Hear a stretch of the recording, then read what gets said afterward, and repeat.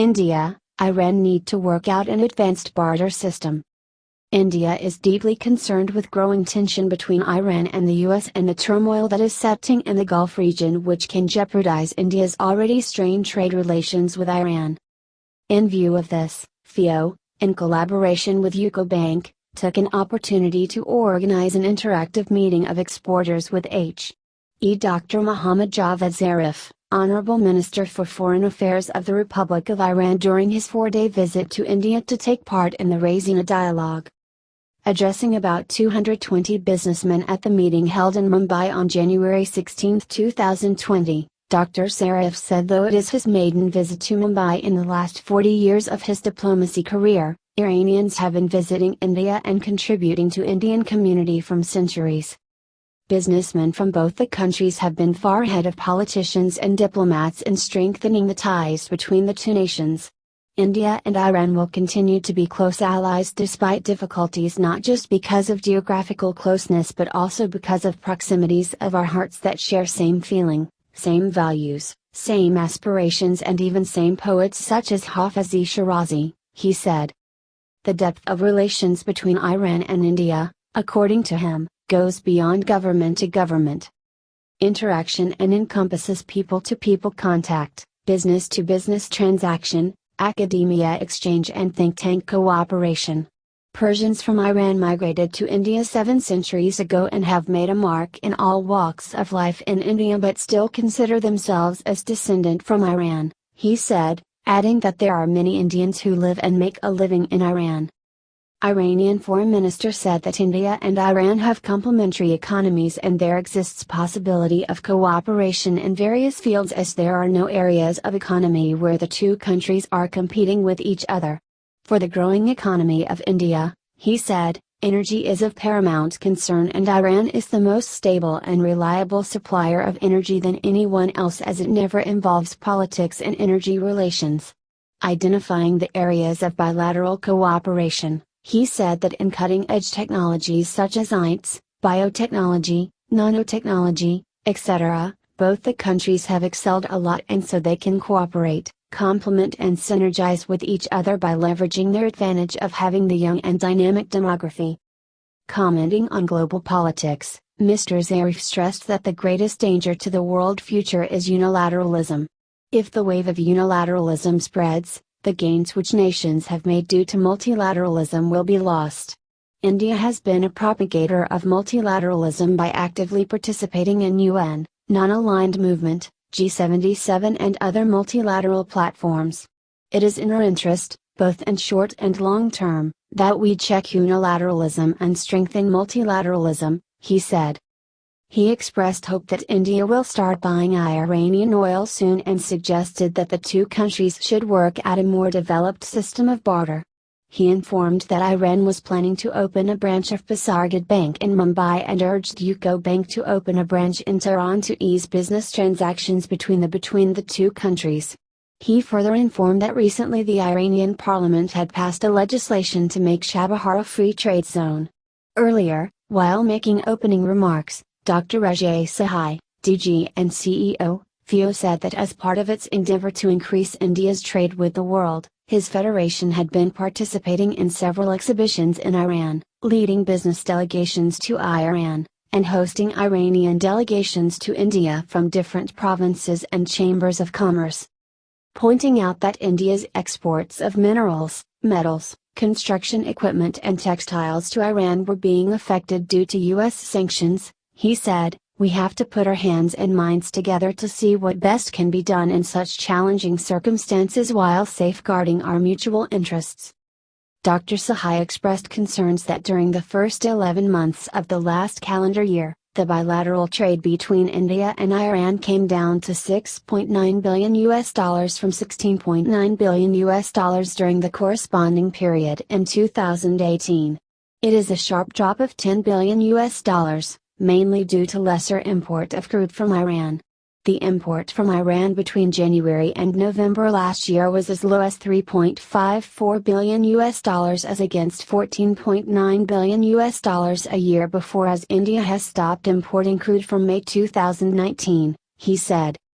On the export front, he said, India clocked about 37% growth during the period, as in many of the products it recorded very impressive growth.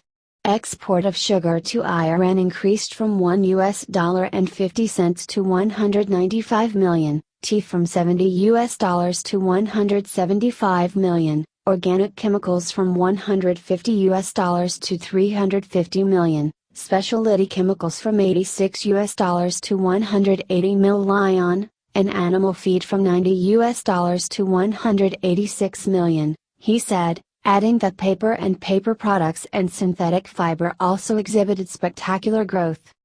In contrast, he noted that exports of pharmaceuticals came down during the period despite not being subject to U.S. sanctions. Calling India a leading exporter of generic drugs with sales worth $17 billion to the world including China, he said, Iran should take advantage of the competitive edge India has in the pharma sector. Drawing Iranian foreign minister's attention to rupee trade mechanism, FIODG and CEO said, "For how long can we continue bilateral trade under this mechanism? There is a looming uncertainty over how long the pool of money will last. Would it be replenished? The industry is worried. It is high time the two countries explored alternatives such as barter to sustain bilateral trade."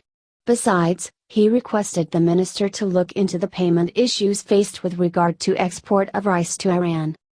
Mr. Khalid Khan, Western Region Chairman of FIO, while welcoming the participants, said Indian business community is keen that the current tension in the Gulf de-escalates soon, else it might take a huge toll on India's exports to the region. Sharing some statistics of India-Iran trade, he said Iran's major export items to India are oil, fertilizers and chemicals, while its major import items are cereals, tea, coffee, basmati rice, spices and organic chemicals. Mr. Khan expressed concerns that export from India to Iran had contracted and become confined to only three items: agricultural products, pharmaceuticals and certain specialized chemicals. According to him, engineering goods, automobiles, auto spare parts, textiles, electricals and electronic components are India's potential export items to Iran, but Indian exporters are facing various difficulties in getting into Iranian markets. To fix the trade imbalance, he requested Tehran to consider granting greater market access to these products from India. Hoping for early conclusion of Preferential Trade Agreement, PTA, negotiations between New Delhi and Tehran, FIO's regional chairman said, "This would help us access the lucrative West Asian market besides Iranian market and also fortify Indian investments in Chabahar port." Besides, he felt that a bilateral investment protection agreement and a double taxation avoidance agreement may also go a long way in boosting trade and investment between India and Iran. According to Mr. Khan, Chabahar port, which is being developed by India, is the hallmark of success of India-Iran friendship. He says, it has opened a new strategic transit route between India, Iran, and Afghanistan. The port is crucial to regional trade and India's economic ties with its partners in this region, as it will cut transport costs and time for Indian goods by about 1/3 and in all probability will boost trilateral trade among India, Afghanistan, and Iran. FIO's regional chairman reposed faith in the deep roots of India-Iranian friendship and hoped that the two countries would soon find a way out to remove the current irritants in bilateral trade. India and Iran have always been close allies through thick and thin, both before and after the Iranian Revolution in 1979. In recent years, though U.S. sanctions have forced India to cut back on trade in buying Iranian crude, Indian trading community is hopeful that the political leadership from both the nations will soon find out a workable solution and show us the way forward so that the trade does not suffer due to geopolitics, he said. Mr. Chand Singh, executive director of UCO Bank, in his address said that when the rupee payment mechanism was introduced in 2011 to 2012, initially a few problems were there, but with the passage of time, many of these problems have been resolved and the mechanism is now working properly. He informed that a special desk has been set up in Mumbai to streamline the mechanism and a help desk has been set up to exclusively attend the problems faced by Indian exporters and importers while doing transactions under this mechanism.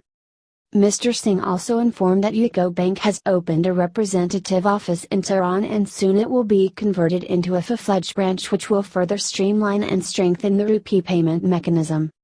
H.E.A. M. Ali-Khani, Consular General of Iran at Mumbai, expressed hope that the visit of the Dr. Zarif to India would go a long way in forging stronger ties and boosting bilateral trade between the two countries. During the open house, an exporter pointed out that Iranian buyers take very long time to confirm an order as they need to take separate permission for each import consignment even if the product and the supplier remain the same. Responding to him, Iranian Foreign Minister said that due to exchange restrictions Iranian importers were required to apply for separate permissions, but the issue is temporary, and once an alternative mechanism was put in place, the issue would come to an end. Another exporter noted that import conditions and regulations in Iran were not consistent and each consignment was subject to different import regulation. He asked that Iran should make its import policy available in the public domain in English. On this, Dr. Zarif said that Iranian Customs and Trade Regulator had already been asked to streamline the import process.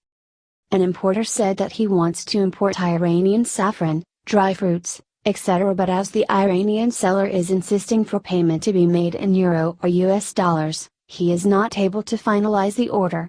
UCO Bank officials promised to help him, and went on to add that once the branch of Iranian Bank in India and the branch of UCO Bank in Iran become operational, such problems would disappear.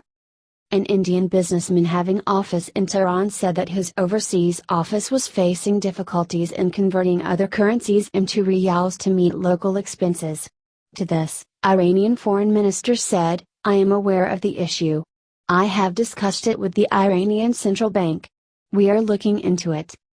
While talking to some other participant, Dr. Zarif said that both India and Iran are competitive in manufacturing pharmaceuticals and therefore the companies from the two sides should explore the possibilities of setting up joint ventures for manufacturing and exporting pharma products to the world.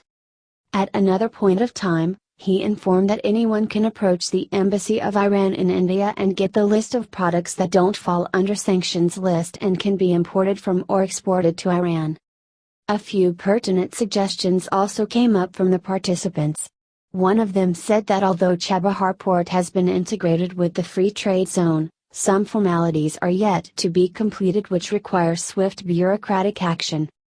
Another participant observed that since India was currently focusing on infrastructure development, Iran can take up a few infrastructure projects in India which will improve the cash flow that we badly need to sustain bilateral trade, especially when India has stopped buying crude from Iran. Asking for promoting trade in local currency, a participant said that Indian and Iranian traders prefer to execute export or import through UAE and transact in EU or USD, which is almost 30% cheaper than doing direct trade in INR. The governments and banks should work out a mechanism so that direct trade in local currency, either in INR or Rial, is not expensive, he said. A suggestion from a participant received mixed reactions when he said Iran needs to have its own product standards and not follow US FDA or EU GMP.